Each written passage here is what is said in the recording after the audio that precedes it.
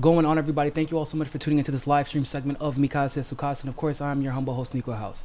Now, there's been a lot of talk about the recent resolution, the HR 246 resolution that was passed in the House of Representatives and had a few progressive names attached to it, namely Tulsi Gabbard, Ayanna Pressley, Ro Khanna, and I think that's about it. And Katie Porter, but I don't consider her progressive. While everybody was arguing over that, there was actually some crazy legislation that was passed, which gave it gave Israel unlimited funding. Nobody talked about this. But what we're going to do today, I already did a video covering it in extensive detail, and I urge you all to go watch this. But this video specifically, if you're coming here to hate on Tulsi, this isn't the video for you. This is for people who actually are trying to understand what exactly took place, why things unfolded the way they did, how to go forward explaining the differences practically, and equipping people with the information to go out and educate others. And so that this mistake doesn't happen again. So, one thing that I think got lost in the sauce are actual definitions. I think that, at least, I can't speak for everybody, but I can speak from what I experienced in my interactions with people and in my interactions with people who watch my videos, that they didn't actually understand. They thought that when I was explaining the difference between a resolution and the bill, that it was merely an opinion, that it wasn't based in fact, that I was just trying to downplay the importance of a resolution, when that is not the case at all. What I actually was doing was quite literally explaining what a resolution is. And I think that some people took that as conjecture, and it was not. And I was explaining that it would be different if it was a bill, that resolution didn't do anything. There are situations where resolutions do something, but that wasn't it. And I think that people didn't actually understand what that meant.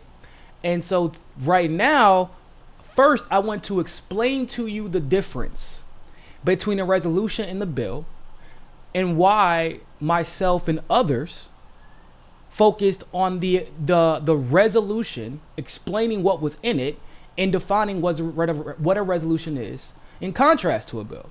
So first things first. This is what a resolution is. Although, this is just a definition. Although easily confused, resolutions are not laws.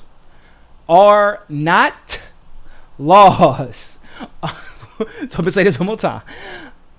Although easily confused, as we found out this week, resolutions are not laws, but rather statements of intent or declarations that affect the operations of Congress. Resolutions, which are not legislative in character, which are not legislative in character. I'm going to say that one more time. Which are not legislative in character, are used primarily to express principles, facts, opinions, and the purposes of both the House and the Senate. That is, until they pass both houses. When Congress seeks to pass a law, however, it uses either a bill or a joint resolution, which HR 246 was what? It was neither of those things. It was what is referred to as a simple resolution. In other words, like I said over and over again, this didn't hold any weight. Now, it also goes on to say, and that must be, so if it's a bill or a joint resolution, which would eventually become a law, that may be passed, but it has to go through both the House and the Senate in an identical form, and then presented to the president for approval or disapproval. Now, what I want to show you now is the process of a bill. So once a bill is approved by one house, it is sent to the other, which may pass or reject or amend it. In order for the bill to become law, both houses must agree to identical versions of the bill. If the second house amends the bill, then the differences between the two versions must be reconciled in a conference committee. An ad hoc committee that includes both senators and representatives. In many cases, conference committees have introduced substantial changes to bills and added unrequested spending, significantly departing from both the House and the Senate versions. Now, what is the point of me reading you that paragraph?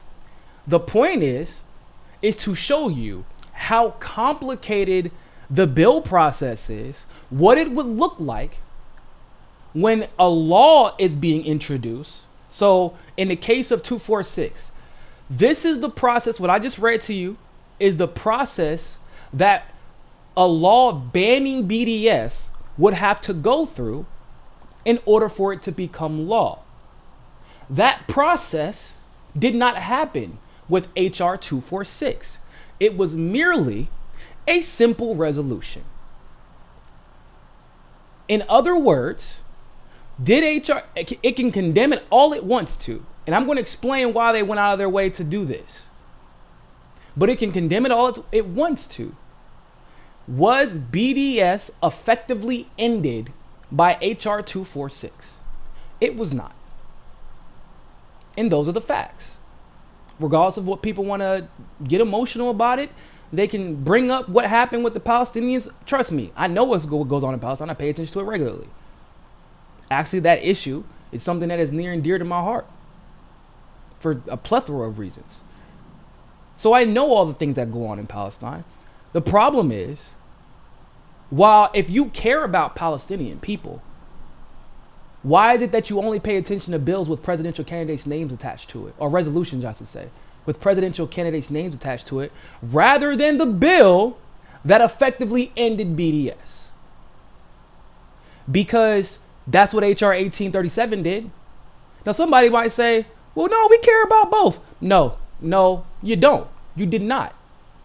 So sit there and tell that bold-faced lie to yourself and social media and YouTube and all that good stuff, but you didn't care. How do I know? Because hundreds of thousands of views, comments, and tweets and Facebook posts have been made about HR 246 or House Res 246, which was a resolution, non-binding, as I just explained. But guess how much was talked about the binding law that just gave Israel unlimited amounts of money? Zero. Now, granted, no progressive except for Ro Khanna co-sponsored this. It is what it is. Sucks that Ro Khanna co-sponsored it, but he did. He's wrong for that. But 292 Congress people co-sponsored this right under your noses. So why is it then that we paid so much attention to a resolution, a non-binding resolution that did not do anything to BDS except condemn it? And instead, we ignored the bill that effectively rendered at least BDS coming from the United States useless. Is it because people didn't understand what a resolution actually is and was? Is it because the media guided you to the resolution 246 because they knew, the Congress people knew, if we they are worried about BDS. So let's just say, because this is what the media has been focusing on, let's just complain about BDS and say that we don't like it and watch them focus on that. And in the same exact day, give Israel unlimited amounts of money. So the media played a part in it as well. Independent media also played a part in it because rather than doing their jobs and actually breaking down what the resolution said, they decided to scapegoat candidates. They decided to scapegoat politicians. Not saying that once again, you don't have to agree with their vote one way or the other, but what some of us were trying to explain to you was that it is unimportant in the grand scheme. If your goal is to maintain BDS, that was achieved or at least it was not hindered by that resolution, as I just explained to you with the definitions at the beginning of this video. However, 1837 basically killed BDS, but because they didn't use like buzzwords that get you all emotional, they didn't use names that you can easily, direct your outrage or misdirect your outrage at, because it wasn't a sexy issue with a sexy title, and it wasn't Hegelian. In other words, you couldn't just say it's wrong or right because of your little buzzwords that y'all love so much. Oh, apartheid, genocide, Palestine, Israel, AIPAC, Tulsi, Roe, whatever. All those buzzwords. Anytime that anybody decides to try to break it down and explain to y'all what really is in the resolution, what a resolution means, and how it would compare to a bill, y'all made about either Tulsi or Ayanna, Tulsi and Roe or whatever, and we're like, it's not about them. Because right under our noses, and guess what? Once again, how many people have talked about 1837? Because the argument has been, we care about BDS, BDS, BDS, BDS, BDS, BDS, BDS, BDS. But what did people focus on? The resolution that didn't do anything to BDS, or the bill that effectively kills BDS? The resolution that some progressives, that people may be disappointed in, the resolution that some progressives voted in favor of, didn't co-sponsor, but voted in favor of, that didn't do anything to BDS, didn't do anything to BDS. And that's a fact. I don't care if you agree with it. It is a literal fact. I just explained it to you via the definition of a resolution. It didn't do anything to BDS. Are we more upset about the progressives who voted for something that had no effect and did assert free speech, or the bill that killed BDS, that none of the progressives except for Roe co-sponsored? So we got played. I don't care what the other people are going to tell you. I'm going to keep it. I'm going to keep it real with you. Like I said, we're going to talk about real. We're going to talk about rhymes, and I'm going to talk about the real. We got played. For 3 days, you've heard more about HR 246 because it was easy to scapegoat a name.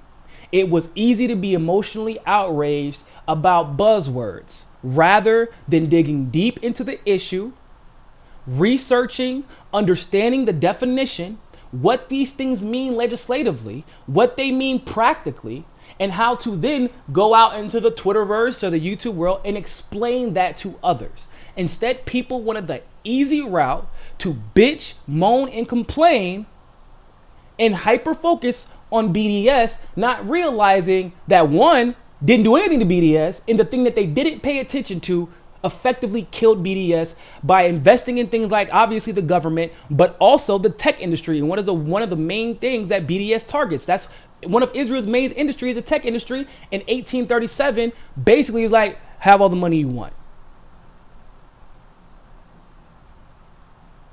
Calling your senators, actually you need to call your senators right now, by the way. You need to call them like immediately.